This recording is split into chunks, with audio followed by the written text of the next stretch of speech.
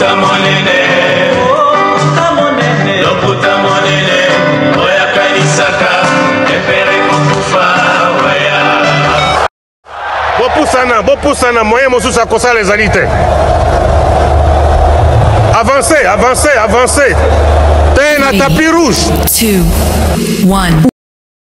Grandement joie de vous retrouver. Nous sommes mardi. Alors, bonjour, bonsoir. Tout dépend de l'heure à laquelle vous allez recevoir cette émission, cet élément, cette vidéo chez vous à la maison. Je suis Tonton Bev, le transfert le plus cher de la presse congolaise. Alors, bien des bonnes choses à vous. Excellente semaine à vous. Bonne journée. En tout cas, moi, ça me fait plaisir à chaque fois que je suis devant vous, en train d'exercer, en train d'analyser. C'est vraiment un bonheur. C'est une joie, c'est une passion. Cette façon aussi d'interagir, cette façon de communiquer. Et j'aime aussi lorsque vous êtes en train de commenter, parce que je lis souvent vos commentaires, bien que je ne réponds peut-être pas, mais je lis, en tout cas, je prends en considération. Et ceux-là qui m'écrivent, je prends la peine de lire. Ceux-là qui m'appellent, j'ai fait un effort de répondre.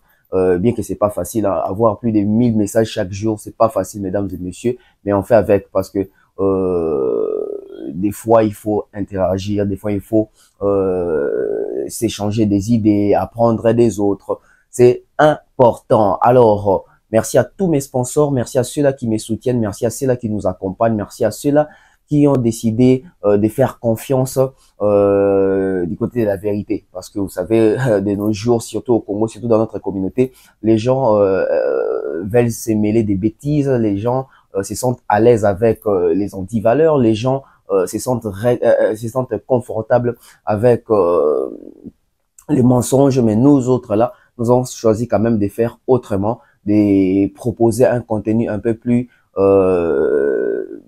smart, un peu plus potable, d'une manière très traitée. Alors, bienvenue chez nous. On va commencer cette émission. Mesdames et messieurs, cette émission va retracer encore. Cette émission, je vais parler de plusieurs choses. Je vais vous amener dans la réalité. Dans le concret. Pas plus tard qu'hier, fallait annoncer les dates officielles de sa production au stade des Martyrs. Les 10 et les 11 août, on se retrouve au stade des Martyrs avec Fally Ipupa. Je vous ai dit hier que bien que Fally vient d'annoncer, il y a de ceux-là qui vont venir suivre. Hier, nous avons vu l'affiche ou un visuel de Félix Oazekwa annonçant que Félix Oazekwa va faire les doubles stades les 24 et les 25 décembre de cette année. Et aujourd'hui, déjà, je vois plusieurs personnes m'envoyer, je ne sais pas, les spots ou visuels des CLE Scrum qui veut faire un face à face avec Fally Ipupa les 10 et les 11 août 2024 au stade Tata Raphaël. On va en parler, on va discuter, on va aborder ça. Mais aussi, il faut voir les côtés business, les côtés rentables, mais avoir une vision, avoir un projet. Au moment où je vous parle, savez-vous que les karmas existent? Oui, les karmas existent. Bien sûr, Maman Thérèse G, les karmas existent. Avant que Ferrigola puisse faire son double Adidas Arena, j'avais annoncé lors d'une émission, je crois que je vais chercher si je vais retrouver, j'avais annoncé juste après les prestations des Ferré, vous allez voir des problèmes au sein du clan Ferré ou du groupe Ferré. Je l'avais annoncé. Je l'avais dit. Parce que c'était prévisible, en fait. Et au moment où je vous parle, il y a des mécontentements, il y a des dissensions, il y a des séparations, il y a en tout cas la perturbation. Je pense même que c'est avec ces sujets-là qu'il faut commencer. Oui, je pense que c'est avec ces sujets-là qu'il faut commencer. Bande Konamine Toto sur Nabino, chaîne YouTube active de la haine. Ils ont sauté la YouTube. Ils ont supprimé. La chaîne Actu du Net, Actu de la haine, on l'appelle ça comme Actu de la haine. Cette chaîne-là a été supprimée de YouTube.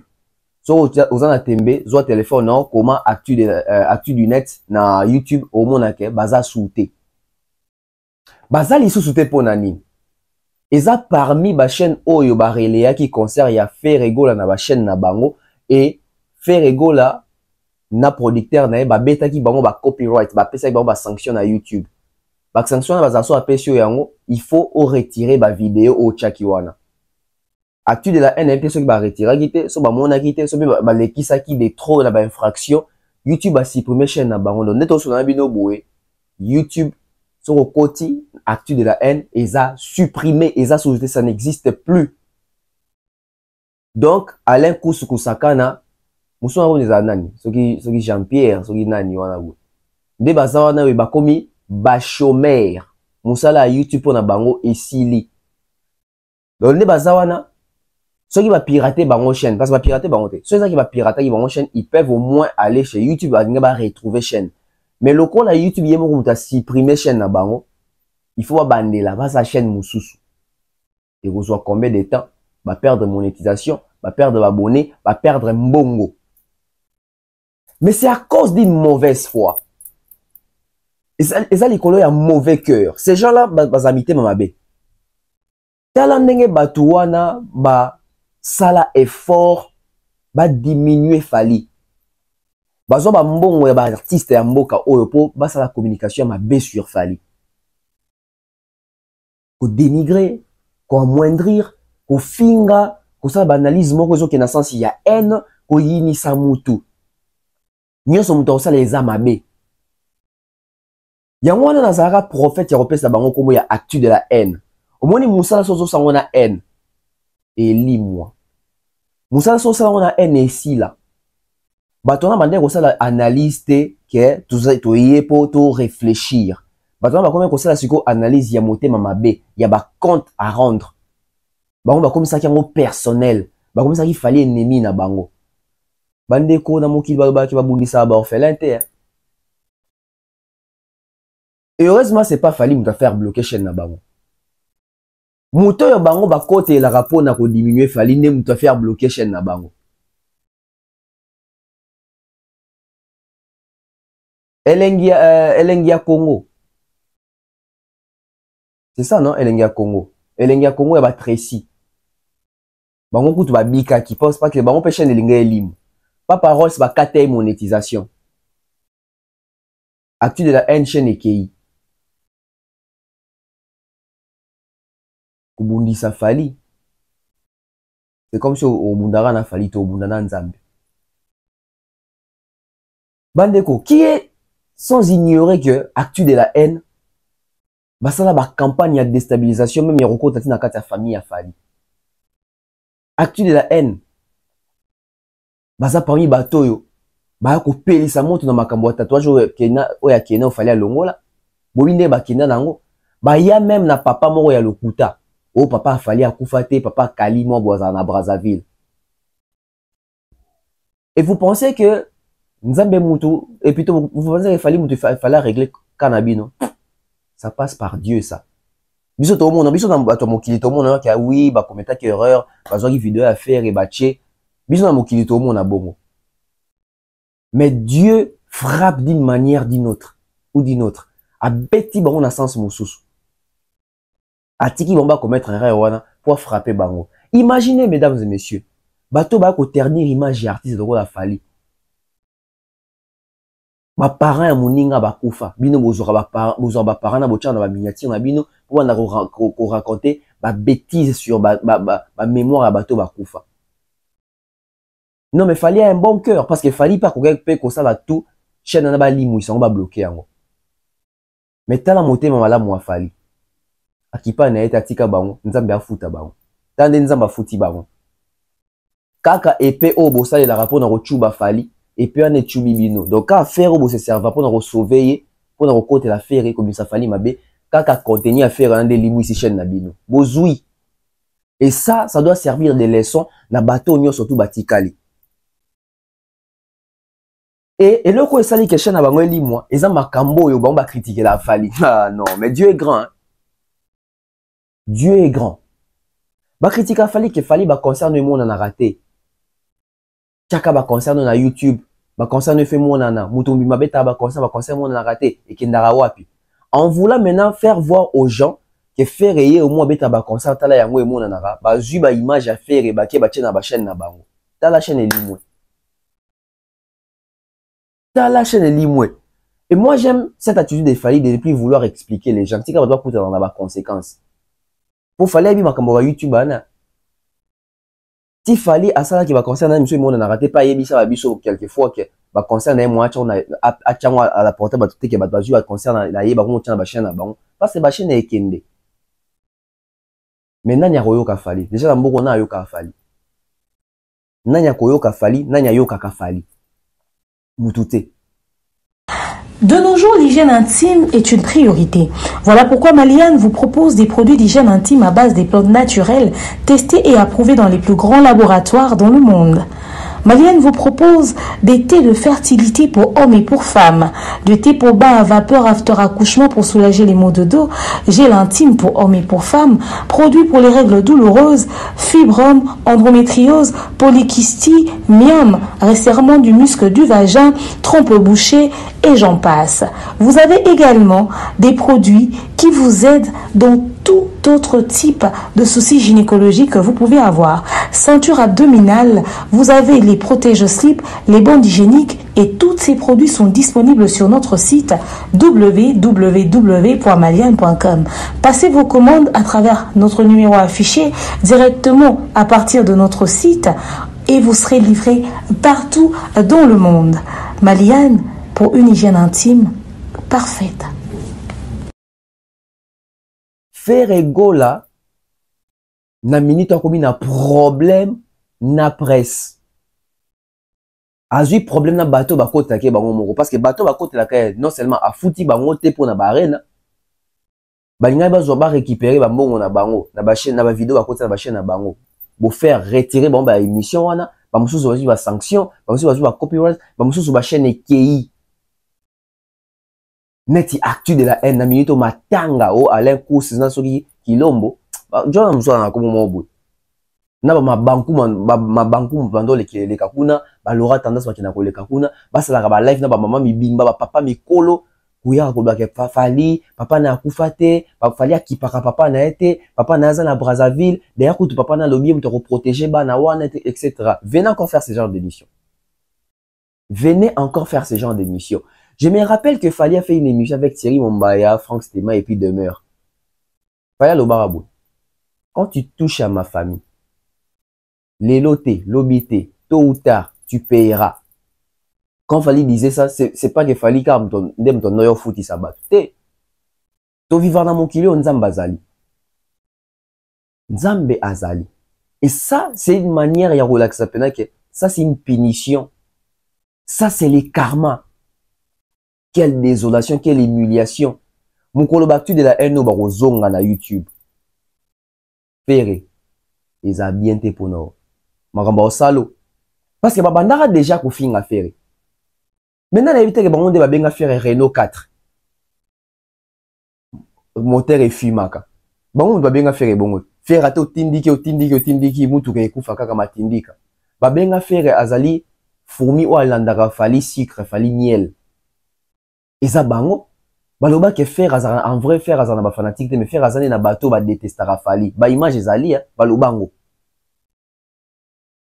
et bango moko ba komaki bateau yo balingara faire été ba détestera ndé Fally. Pourquoi? Parce que ba tu de la haine ba no kanisa que so ça ba analyse ya kokomisa ba mérite à Fally a robena awando bengo Fally ando futa yo ndenge ba feza croire ba te belé et toi ba mona ke bazo ba bien Fally azo kipe na été Fally oui, bozo ba vérité, bozo ko c'est la ngate. Ba ngo pona ba mona ke fallait zo futa biso te ali. Ba retourner veste.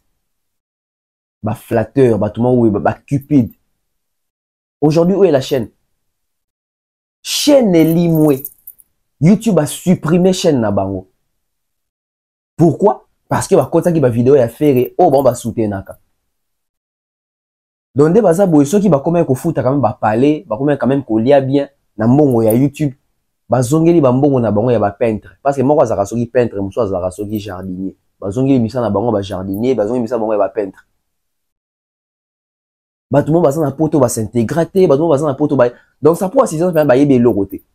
Comment yo au salaire na YouTube, aux en chaîne YouTube, au yebi ba restriction à YouTube te, au yebi ba condition à YouTube te. Et ça coûte que ba yebi te. C'est l'aveuglement. Moi na autant to sambela rato ba nzambe frapper bangouna na ngana aveuglement. Nde ba aveuglement yango. Donc yo monte zo côté sa vidéo zo ba te que vidéo euro memelanga ma problème parce que les artistes ba son rose a déclaré. Faire dans ses droits. Faire égaux là est dans ses droits. As artiste à protéger bilo on a producteur à protéger bilo on a oyiba qui pour élément à faire au reçoit sanction. Et ça faute à faire et ça faute à yo moko. Il faut aux la concentrer. Distraction l'équipe bino talande beaucoup ko koya na ba bavure. Nga je l'ai dit comme ça actu du net bozui. Actu de la haine, bozui, c'est une entreprise qui tombe, c'est une entreprise qui part parce que babande koya ko dépraver ba mœurs, babande koya ko bébissa, babande koya ko désinformer. Mbongo wana ni bazui te pour ko bébissa fali. Mbongo wana ni bazui te pour ko ternir image a fali. Ba ça ba émission na ba campagne moko dans ba émission moko destructrice, ba émission moko incitatrice, ba émission moko mini de mauvaise foi. Mais mission moko ya refaire ko yini sa fali. Les lobo asus ko sa be mission ya ko yini sa fali. Mais bon ça na faire. Faire aza rankinier, ayebi ke bonde ko finga e. Bondo ko beta moko karabo, moko chaîne ekei. Mususu nati pa paros monétisation ba katiti bazong sa monétisation na ko beta ta 3 mois. Tout ça pourquoi? Parce que bosa musala ona motema mabe. Bozo sala musala na moté, musala basa na moté ma bête. Ce qu'il fallait azo réussir te na ndenge ya solo. Oui, ya koloba ki azo réussir te na ndenge ya solo. Mais ce qu'il fallait azali au top, aza au niveau et que yo ozali o ka roko saka ke te eza yete comme moté ma bête comme acharnement. Et ça c'est en tout cas c'est la frappe divine. Actu de la haine chaîne est limoué, actu de la haine chaîne est poumoué. Yo wana bato actu de la haine. Donc haine est fou à rater. T'as laissé haine et memara bato et memara na aveuglement. Et comme je suis aveugle, comme il y a tendance à salir ma bé, dans la saka bato qui faire dans l'équipe, dans sur la vidéo faire na poster pour fali et bi ma pena que ya na ba concerté unité. Na à force de rejoindre si qu'on poster pour retrouver fali chaîne équipe. Fali à sa chaîne YouTube, faire à sa chaîne YouTube. Nous avons nos chaînes YouTube. Wapi abino. Zonga ra ocha peinture, ocha pe peinture en bien de baloba. Zonga ra ocha peinture, muso ba bia za soki jardinier soki na. Kenera okata ba carotte, kata ba ndunda, kata ba spinach, ba épinard, ba nini, ou ambali na ba sachet. La presse, ce n'est pas de la mauvaise foi. La presse, c'est le fait de rapporter les faits. La presse, c'est l'exactitude des faits. La presse, c'est la vérité. La presse, c'est être au-dessus du village. Si vous travaillez dans les vrais, même Dieu est en train de reconnaître votre travail. Mais quand vous travaillez dans les faux, avec une haine à outrance, ça ne peut qu'arriver de la sorte.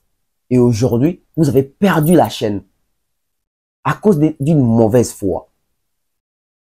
Et la jalousie rend aveugle. La haine rend bête. Et là, vous venez de perdre votre chaîne parce que vous avez associé la haine dans votre démarche, dans votre façon de faire la presse. Et malheureusement, vous êtes ridicule aujourd'hui. Vous allez vous en prendre à qui? Bande konoza ça vient dans la minute où ils a koinda na kanya ba faire kuna. Ba actu de la haine na minute où baza ko silika contre faire. Bazo ça déjà ba campagne contre faire, bazo ça ba réunion contre faire na ibisa rabino yango. Bon pesa nga raison na makamba concert à Genève. Bon quand c'est faire à longo de ba billet na site pamba. Faire qui revendre ba billet na banganda comme d'habitude. Bon quand ça sali yango pamba. Bon quand c'est pourquoi faire ego là a tenu à ce que ba kindingo na balité akanda ba koma poto. Pour yebi ke faire yebi a conscient ayoki ba ko ke asu na soutien te ya batuana. Ba comprendre que faire à cabarate, ba comprendre que faire ba conscient na un impact te, ba comprendre que faire à un niveau te wando kanza ke yepa ya osama comme tifali. Ils ont compris ça toi batu et puis faire ils pas mutu. Et faire à comprendre que ah c'est mieux na travailler na batu na Kinshasa. faire les doigts pesi raison na fali fallait mona ke bato a poto wana ba bato mo boye ba genre ba chroniqueur ba diaspora wana ba bato mo ba intérêt ba bato mo boye ba accompagnateur ba bato mo boye ba yebi même pas presse ba zangi ne musala osala ba s'improviser ba journaliste yango fallait mona ke habiter na travailler na bato na travailler dans le stade des martyrs bato na travailler na ba stade des martyrs na zwa bango to ki poto to ke sa musala biso et faire pas moni ke na zwa bato nanga ba do bundanga kuna ba lité akanda ba kindingu ba Virginie ba marka uzna mimalanga bango actu de la haine biaka milelo bandeko peut-être émission ekoya na oyela bino ba voice ya makambo nini ba Alain Kousna soki Jean-Paul soki nani ba oloba sur faire parce que déjà balinga faire était ba fan affaire était balinga faire était o ba sala ça parce que c'est là bango bazala déçu et pas fali parce que fallait appeler ça bango l'arte yango wana ba retourna veste muso akone na Alain Koussi ye muto asara interview na fallait beta ko arena bazara bango na ba popol bazara na fali na ba Mark Tab ye muto ba ke fallait ça numéro 1 tiko ni esa ga banda ko changer ka bongo depuis ka kutana na Kofi basara émission na Kofi boy bato ba changer to bité so ba corrompa bango bato ba changer nyonso fallait osala bakanga misu nyonso fallait osala bakonso mabe babenga même fallait dendo de la farce na chaîne na bango osala ba émission sur Niki Menga osala émission sur Bana ya Fali Kelinana Kelia osala émission sur un faux papa Fali papa Kali etc. Cette façon de minimiser, cette façon d'amoindrir oyambara bato bazana pona ko déstabiliser Fali pona ko ternir image à Fali. Botu na bango e Gauthier se ya beta maki na poto awolo bango te mais botu na ye et puis ye mo ayebi sikaza Gauthier se ya beta maki jour à concert Gauthier se ya beta maki Papa Ross monétisation bakati Tracy Mbelenga ana ba sanction na chaîne actu de la haine chaîne ekei basé belé ba muso baza ba mécontent ba Era Ramsès ba mécontent mbonga malonga ba simbité et donc malonga ba simbité concrétisation simbité double concert depuis beta man nanya beta sous liso nango nanya beta sous liso nango échec total. Pourquoi? Parce que bato bazbande ko kansage fali ceux qui il faut anoper ça tout mbongo il faut ça fali ceux qui ba chantage le quoi il fallait CDT aller to balukeli actu de la haine chaîne et qui boyoka discours botozonga batepele bazalaka ba fanatique ya vérité batepele bazalaka ne ba associé à faire les jaloux de Fali qui s'associent à faire pour bazalaka un ennemi commun qui est Fali. Voici batepele bazalaka ba fanatique ya vérité batepele bazalaka ne ba associé à faire les jaloux de Fali qui s'associent à faire pour bazalaka un ennemi commun qui est Fali. Voici la batepele bazalaka ba fanatique ya vérité batepele bazalaka ne ba associé à faire les jaloux de Fali qui s'associent à faire pour bazalaka un ennemi commun qui est Fali. Voici la raison. Batepele bazalaka ba fanatique ya vérité batepele bazalaka ne ba associé à faire les jaloux de Fali qui s'associent à faire pour bazalaka un ennemi commun qui est Fali. Voici Nasi binomo bomona cartel Yakali ndenge ezala débandade ndenge yemoko chef na bango Fali aza komela pema na ninga osakana te et a quand même capable de menacer yemoko personnellement a menacer jeune wana oyo azalaka kofingele batu o akoma na Belgique le te so ba secret na obanga robimisa batu nyonso bafingaka et belé tout le monde va finir rien mais tout le monde jamais ake go menacer pour n'habiter l'eau ni basari na jeune voilà pour ba menace et comme na niveau mabe juste parce que azoku misa mutu mususu donc ya za kozala ala les sengoté par rapport à yango absolument bundaka contre auto bengaka axamal auto bengaka empiro ya destruction ya musique na biso auto bengaka ane to batata wana za kutala ya tala kaka azalaka toujours wana en train de surveiller au bato bazo sala Batu o bazalaka bongo na mokili bazalaka très dangereux. Mutu osala makambo na yo moko te otalaka ya bato kuna asali ndenge nini mponga nasala inspiration eza te nini eza te kaka nini kotriche kotala ou bien soko omoni mutu aosala eloko otya ye bâton dans le roue mpo akweya atrébiche jamais olingi koganye match na ndenge oganye match parce que obeti danger otie babi mais oganye match mpo ozotya bâton dans le roue ozotya babia hors jeu donc bato ya bongo baya très dangereux. Sans inspiration, juste rotala baninga. Donc, bomoni no ne bazo potana. Yango biso tout le la c'est vrai que batumsu baloba net eza acharnement. Eza acharnement parce que eza juste to contact na système to ebine fonctionnera. De dangerosité nango. Comment ego détruire usine na so to tiki yango. Yango biso to se porta garant ya rotelemela antivaleur on a rotelemela makambu oyo ndeko wana azalaka po ala mutu oyo aconspiraka souvent mabe kosala batu mabe kosala mabe kodétruire donc c'est-à-dire que alingi kolakisa ki meilleur na été mais il faut détruire pour na abima danger donc voilà pourquoi parce que mutu mabe leki okobundana mokili mombato gagner c'est impossible même les États-Unis d'Amérique nenga zalana soka abia signé abundana batu nyonso akobeta maneti na film akobeta makasi États-Unis akoyo bateke na po ya la première puissance nini abunda na contre France Russie nini tout ça akokokate bakobeta c'est la même chose na excès d'orgueil au moment où comme il colo et tout ça le monde bundisa tout le monde okobetama parce que donc puissance en neni po nzambe kutu batu ba se rebeller contre ba démon baza ba nini ba Lucifer aza siko yo nani okoma yo moko na mokili o mutu so existait donc wana moi ndenge entre parenthèses c'est-à-dire siko yo complet za nini to benda bandeko batu nyonso boyoka très bien pour kosalela akwei na mutambu na bango aya kolelela fere te oya kosalela akwei na mutambu na bango aya kolelela fere te bamoni ke na visa bakokoka te bakokoka ko empêcher fere te batia en place machine c'est-à-dire quoi na minute oyo bazo sala oyo babengaka frappe boyebi ba frappeur nde ba frappaka bato sikoyo baosala frappe mpo na concert ya fere frappe na bango eza ndenge nini frappe na bango eza que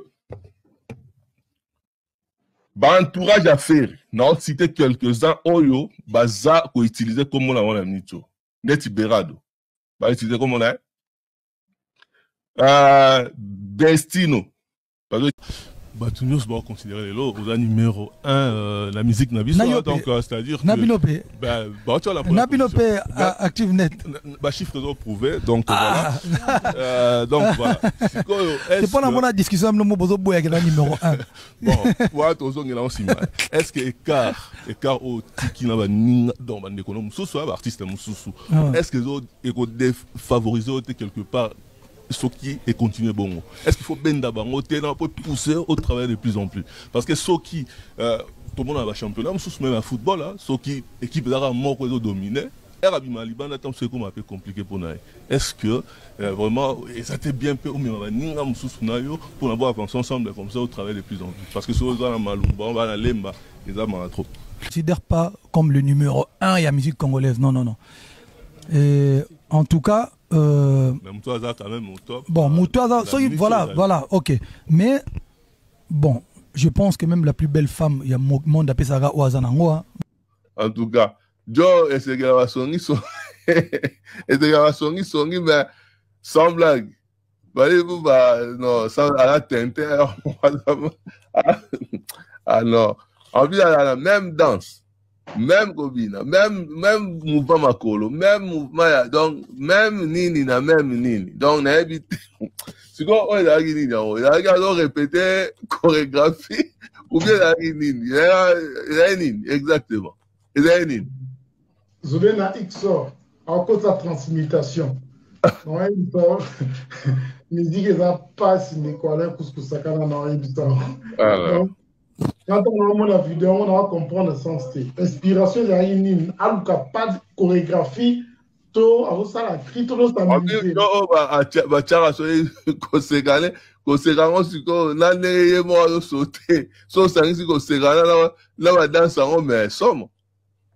donc, autant que bien à Zobé na XOR, ils ont insulté. Zobé na XOR, ils ont bongo.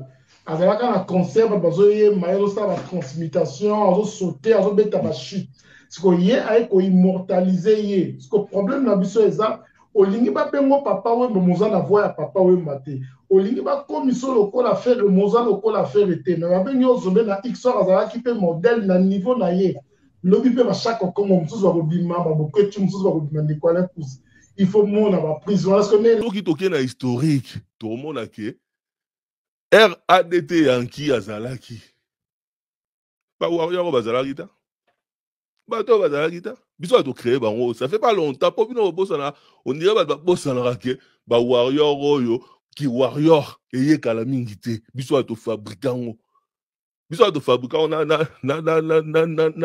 bango là c'est là ni créature na biso wana biso ato fabrika ya bulu wana o agenda ko mona mukonzi na biso ato fabrika ba preuve ça. Donc c'est il fait que la série ADT ba héritier ou tazaki costume internet ko lega même fali ba diaboliser héritier Watanabe o héritier Watanabe o orchestre internet même ba chroniqueur tu wana nyonso ba oyo nyonso ba entouraka bazalaka et pas héritier Watanabe ba diaboliser héritier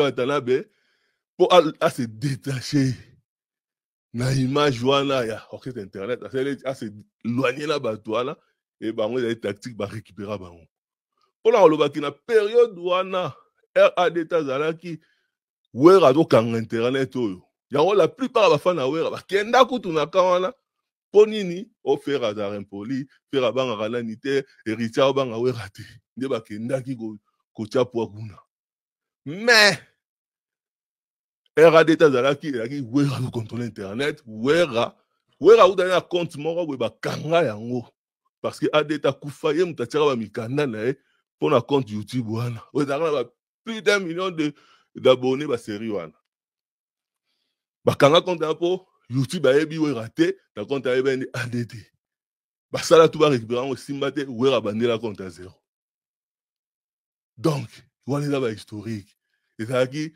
we rason héritier tout ça nanani bazo portalement internet yé azalaka pe série wana azalaka wapi est-ce que ba warrior bazalaka ba warrior bazalaka te biso bato créer ba warrior wana même boula ya repesa donc identification wana biso bato créer ngo ba preuve ça je peux me tachete mais tout même enregistrement et to solo là avant enregistrer émission ba preuve ça donc voilà de retour bon totalement condensé à aventurier yango bon déjà kolobaye ba olobate amela ba paiement donc akika au paiement au melara paiement qui est paiement kaka pour parce que si tu suis les messieurs, même de façon il y a le bas au senti cohérence des athées, au senti mouvement zone du pour ça, tu sens que les idées ne sont pas en place. Pour le bas mon boulot, oh, ah mais là-bas paiement, on dit bon là ndemba alors qu'il y a vendu des camoro. Que ceci vous serve des leçons, que ceci vous serve des leçons. Mais le coup là, bon reçoit leçon té. Bozongaka makambo mais on a zoyoka faire risque gros et pas bateau kaka oyo bande ko accompagner oyo parce que ba epi ba secret belé ba kotaki pe na bakati belé Bisous tout ça, ceux qui va warrior, etc. Bon, ok. Ça la chaîne Moussous. Ça la chaîne Moussous. Mouté Mamabé, la haine. Regardez là où ça amène. Et si c'est fini YouTube, c'est fini. Dans la minute, Baro Bimisé même n'a pas parlé. Parce que toi qui as fait un dimanche. Pour YouTube, ça rend même si moi, même si tu as beau. Bon, ils attendent que je belé dans le mois de travail. Sur YouTube, à 4 monétisation, les lots. Il y a même bon one qui. Sur YouTube, à Kangyo chaîne, il y a bon one en et qui. Eh, chômage. Chômage à héros. Chômage à époque. Chômage à tango. Et la marre. Tout baloli page. Et c'est là qui pour nous yebi sabatu que la minute actu de la haine. Ils ont supprimé de YouTube. Cette chaîne-là n'existe plus. Donc allez vérifier, ça n'existe plus. Et il y a d'autres chaînes qui sont aussi menacées. Pourquoi? Parce que d'une manière frauduleuse, ils ont eu à relayer les images des productions, de faire les deux productions pour le 20 et le 21. Donc les producteurs de ces concerts-là ont introduit une requête auprès de YouTube et ces chaînes-là ont soit été menacées, sanctionnées ou supprimées carrément. Donc l'exemple, l'actu de la haine, l'actu du net a été supprimé de YouTube. C'est fini avec cette histoire. Fally Ipupa, double martyr. Bon, visuel, il y a Félix Oise qu'on a vérifié. Non, c'est, ils ont fake. Ils ont le quota. Oise qu'on n'a pas de double production dans le stade des martyrs. Les 24 et les 25, non. Donc, c'est une fausse histoire. C'est Léo Bolandate, donc ils ont rendu dans ça là. Les gars, ça n'a pas été loué jamais, ça la pesa jamais bongo, abîmant le rôle à Moutoumou, boué, à Zaina volontaire au béteur qui a gagné Chara Moulungue, comme bonne l'Obama. Donc c'est la même chose que c'est Léo avec ça là, Léo. C'est Léo sous non, oye, toé, fara, Robeta, n'a 20 mai, Robeta n'a 20 mai. Mais je vous donne une information. Mesdames et messieurs, Ferregola va faire les doubles Tata Raphaël. Bon, au moins, on a calamité à visuel et robima. Calamité au moins, on a fait à Tata Raphaël. Faire à l'inga beta Tata Raphaël. N'engue fali. N'engue moni fali beta double stade des martyrs. Faire à quoi annoncer biso double Tata Raphaël. Bon, quand on a kamna ebi sibino. Tout ça, bah, toi, millier, tu yebi, comment est-ce que ça fonctionne. Tu yebi ni ezole, tu yebi ni ezole, bah, na minute. Bon, remarquez, faire à Zongagi Kinshasa. Pour faire à yebi echo. Faire à yebi qu'il fallait au beta 2 jours d'affilée dans le stade des martyrs. Faire Pelinga beta 2 jours d'affilée dans le stade de Tata Raphaël. Mais na moni ba fanatique a fait le coup la balinga pour réfléchir te quoi ko que Fally a triché idéologie na biso ya double concert. Non. Faire aider muto landi makamba Fally a double concert. Parce que biso tout le monde dans le terrain ya bandal Fally jour beta concert na y a grand public pour na compte ya fondation. Fally a annoncé que na mois d'août ya 2024 à revoir tout ça en 2023, faire même pas qu'il y a Adidas Arena en 2023. La seconde, faire même pas qu'il y a Adidas Arena. Voilà, on saura déjà qu'il y a Robert double martyr en 2024. C'était déjà prévu. Je crois qu'il y a une image, non relais, non au total ensemble, bon autozone. Before you Arena, après quel nombre, après que Sigamo Benazobo Mano. Avec le prochain double stade de martyrs.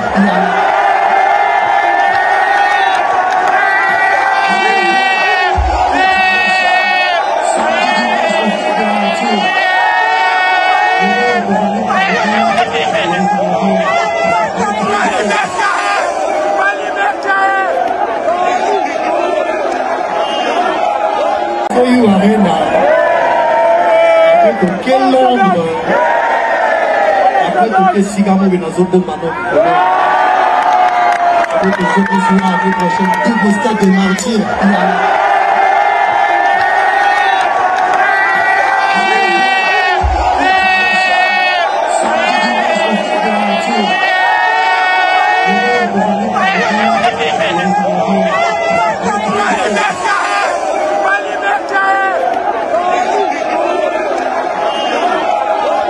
Before you Arena, avec quel nombre?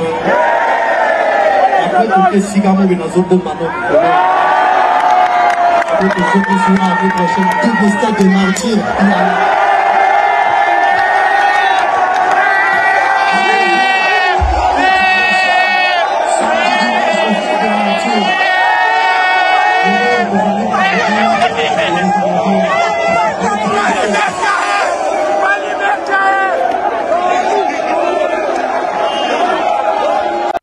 Voilà les faits, la réalité. Mais, tout le monde a en 2023. En 2023. En 2022, pour nous raison que ça va tout peindre dans la réalité histoire. En 2022, il y a un vrai culturel. Pour vivre dans la chronologie, l'espace, dans temps. En 2022, à un jour avant les stades des martyrs, il a fallu. À un jour avant les stades des martyrs, il a fallu. Dans le stade des martyrs. Dans cette émission, moi, qu'on a l'OBA. Il fallait, n'engazo beta le 29 octobre, boué. En 2023, en beta, double stade. Dans l'OBA, en déjà. Parce que c'était prévu ça en 2023, mais ça, même en 2023, et moi, ça en 2024. Donc, au moment où il y a un projet, moi, j'avais déjà dit ça. Au Tchaka Tembe. Ngawana. Et bano baza tant sur 18 ans 17 ans ba viva pour ta concert wengete baza une opportunité pour ta concert ya fali pour dans 30 ans ba beta lisolo que na pays na biso tous un artiste so fali pour betaka biso peto kotarango et c'est comme ça une histoire de ba lega rango bongo. Donc moi je pense qu'il doit y avoir une continuité et fali pour ça pour autant na Panzana livré secret Orbeta triple stade Oizali bossé en 2023 à Zonga sous 2 fois. Voilà. Alors et fali pour ça pour autant na Panzana livré secret Orbeta triple stade Oizali bossé en 2023 à Zonga sous 2 fois. Voilà. Panzana livré secret Orbeta triple stade Oizali bossé en 2023 à Zonga sous 2 fois. Voilà. Alors et fali pour ça pour autant na Panzana livré secret Orbeta triple stade Oizali bossé en 2023 à Zonga sous 2 fois. Voilà.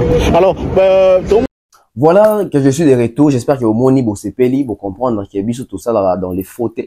Biso tout ça pendant la preuve à l'appui. Au moins que c'était en 2022 déjà. J'avais annoncé qu'il fallait les Alanet 3 stades morts il y a les 29 octobre et Betama qui n'a au mieux balé au compteur 3 fois.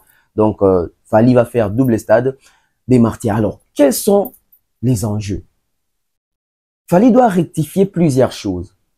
Fali doit améliorer plusieurs choses et Fali doit aussi se servir na erreur il y a les 29 ou sous pour améliorer pour nous faire un spectacle malonga. 2 jours d'affilée, 48 heures avec Fali, double show, double concert, double retournement. Mais c'est avec quel esprit Fali pouvait faire ces stades? Nous savons tous qu'il fallait une projection pour 2025. En 2025, Fali va faire les stades de France.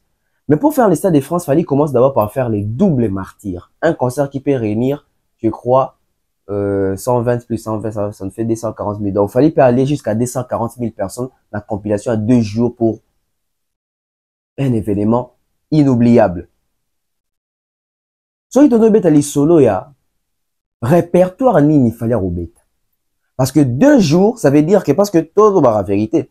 En 2029, moi j'étais là. Et puis en 2022, moi j'étais là le 29 octobre. Fali abîmer la stade, te belé. Batonda été parce que fallait habiter banzembo touté public qui na stade des public il y a ba couche tout ça public au baby fallait na droit chemin et ça public au baby fallait na Arsenal de belles mélodies et ça public au baby fallait na power et ça public au baby fallait na je ne sais pas dire Tokos contrôle formule 7 donc chaque public est là qui wana mais fallait satisfaire qui peut-être ba touté mais cette fois-ci fallait a la chance de se rattraper parce que à 2 jours donc fallait doit bien préparer ma répertoire et n'oublions pas que en tout cas tout bon ils ont encore bon mais fallait bien espoir non ça va invité mais quels sont les invités boya tout parce que cette fois-ci je pense que s'il faut même réfléchir en termes d'invités pour venir quand même agrémenter aussi qu'il fallait me sur star ou pena tu vas arriver awa tout le monde appelle à Nakamura na Kinshasa pour un stade à Fali tout le monde a Nino tout le monde a Matt Pokora, tout le monde a Dadju, tout le monde a Gimsper. Pourquoi pas comme invité? En tout cas, comme invité, tout le monde a peut-être sous légende Youssou N'Dour, légende Asalfo, légende Alpha Blondy. Pourquoi pas? Mais hormis ça, Fali, cette fois-ci, ils sont différents. Pourquoi? Parce que les stades des martyrs avec Formule 7, oh là là. Mesdames et messieurs, j'ai été à la francophonie. Tant qu'il fallait prester, baché bibi de la rente, baché Médé, baché la 3e où il y a Formule 7. Na, mako na bosani. Bandeko, stade de Ningana. Je pense qu'il fallait peut-être en monagi makabole. Quand il y a na francophonie, il s'est dit, stade le 29 octobre, il fallait habiter sans Formule 7. Il fallait habiter stade le 29 octobre, Kakana, les droits chemin, ti, na Tokos. Mais cette fois-ci, Formule 7 est côté. Et Formule 7 est en dans le stade pendant 2 jours. Je pense qu'il fallait faire une stratégie en place pour garder effervescence qui est l'élo, lobby. Est-ce qu'il fallait présenter les disques d'or il y a Formule 7 dans le stade des martyrs? Point d'interrogation. Mais ils ont un disque de platine au fallait nous présenter dans le grand public. Normalement, il fallait présenter dans Massamba débat, on présentant dans Massamba débat. Alors, il fallait à 2 jours. Qui sait? Peut-être les premiers jours, il fallait représenter disque de platine. Peut-être les premiers jours, il fallait représenter, peut-être les 10, il fallait représenter disque de platine. Et les 11, il fallait représenter disque d'or. Et l'engagement concert, il y a stade, il fallait que Azoya ko sepela na public, Azoya sa public, et l'on y a gagné la musique. En 2022, il fallait présenter disque d'or dans le stade des martyrs. Ou quand même héritier, ou à travers le concert de Michel de Bac, fallait na mona présenter disque d'or dans le stade. Donc même héritier est au courant que dans le stade a fallu ça différent parce que c'est le seul stade où artiste de Michel présente disque d'or, il y a solo na public qui noie na Congo. Donc, les 2 événements, moi, en tout cas, je suggère à Fali ou à l'équipe de Fali, bah, veiller dans les détails. Les premiers jours, il fallait représenter disque de platine. Les deuxièmes jours, il fallait présenter disque d'or où il y a Rumba, il y a l'album Rumba, Formule 7. Hormis d'autres surprises, artistes et moi, Kotonga. Mais, tout ça, on a les Kambouya podium. Podium, il a fallu à 2022. Et ça là, podium, il fallait à Kana Robert dans l'autre. Parce qu'il fallait à Sombara, à Louara, à podium, déjà, il fallait y a. Mais malheureusement, et comme 3 jours après le concert, comme à Kinshasa, donc il fallait obligé, à ça n'a pas moyen de boire. On a, ce botali concert, il fallait à stade, podium, il a inachevé. Bende Karaboué, Minda, etc. Donc, il a connu des problèmes jour. Alors, cette fois-ci, je pense qu'il fallait avoir le temps de rectifier les tirs. Il fallait le temps de se préparer pour ça. Les podiums. Fallait faire l'émission avec Popol, il nous a promis à l'époque, bon, on a matos, ingénieur, son, lumière, tout ça. Monsieur Ezaki au rendez-vous, monsieur Ezaki au rendez-vous. Cette fois-ci, Fali n'aura pas d'excuses parce que Fali, on a, à qu'on prestait dans la francophonie, à mon a, comment est-ce que les stades étaient décorés, comment est-ce que les stades étaient éclairés, comment est-ce que les stades étaient embellis. Sonorisation Makambutu. À part francophonie, Fali a outil, pour ta trilogie, yomo moni standing au Fali a beteli ba trilogie na la défense arena ti lelo parler la défense à reporter à concert wala ING arena Ovo arena to moni biso tout ba standing au fallait betela kiango ce qu'il fallait garder même fiche technique dans même format fallait va faire les meilleurs concerts congolais de tous les temps, je pense même les meilleurs concerts africains de tous les temps. Donc il a toutes les cartes entre ses mains pour réussir ces concerts, pour réussir cette prestation. Donc fallait faut tenir vraiment compte la lumière penza lumière dans le stade, bah, on a peine public. Fallait faut tenir compte na podium, fallait faut tenir compte na son, fallait faut tenir compte na lumière. Bah, ingénieur, qui va matos wana, en tout cas, cette fois-ci, fallait n'aura pas d'excuses. Côté Moussou, fallait faut améliorer ça côté sécurité. Ah oui, je me dis sur les cas en 2022. Malgré ma conseiller qu'il fallait abomi ba tout le mais il faut éviter parce que Congolais tika na bilo qu'on a besoin de mentir pété. Donc il faut qu'on redouble la vigilance. Double stade veut dire double vigilance, double stade double sécurité, double stade double organisation. Je sais que peut-être il fallait en salle en haute. Mais je vais dire ça quand même à Fali na minute ayo kam. L'artiste 2 jours d'affilée, mais les 2 jours, ils sont différents. Nga personnellement, la lignité que na yé concert wana. Premier jour, na deuxième jour, et kokanité. Fali salabiso magie moro boye ke badwa beta les solo ke to koti des concerts différents. Depuis que on l'a tendé moroté. Depuis que on beta répertoire moroté. Mais même na déco, même na balance, même na organisation, même na présentation en termes de couleurs, etc. Badwa sentir que, oh, mais lobby ezaki boeta. Donc 2 concerts différents penza. Et ça pena donc il y a que na pena. Parce que tu en as les moyens, tu en es capable parce que si au combien on a un niveau signé pena au lakaka au réaliser, c'est que l'autre a préparé. Et, bah, fanatique y a fallu. Nga na osenga bino. Hormis bateau pour sa sécurité dans le stade, bino peut avoir sécurité en main.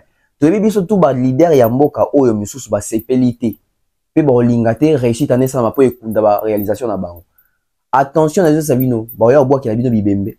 Ba yo bois ki la bino ba tout baza évanoui. Ba yo créer les fali ba problème. Et le quoi les a 2 jours. Tozo lo bango awa, nazo lo bango awa. Ba toi na ba ça la tout ba boycotter, ba saboter premier jour pour deuxième jour ils annulé. Bino boye binde nini, fallait azara combattu sur tous les plans.